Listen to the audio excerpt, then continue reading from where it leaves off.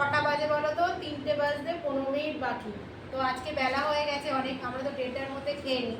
তো আজকে সানডেতে প্রচুর লেট হয়ে গেছে। তার মধ্যে গেছিলো লাল দরজায়, ওখান থেকে চিংড়ি মাছ, তারপরে চাল কুমড়ো, ওল এইসব নিয়ে এসছে, মৌরলা মাছ। তো আজকে রান্না করতে করতে মানে 11:30টার সময় সকালের টিফিন খেয়েছি, বুঝতেই পারছো।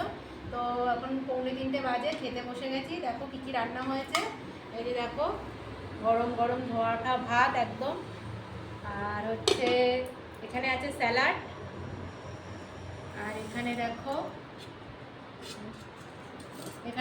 ওল চিংড়ি মাছ দিয়ে রান্না হয়েছে, চিংড়ি মাছ নিয়ে আসা হয়েছে, চিংড়ি মাছ দিয়ে ওল রান্না হয়েছে।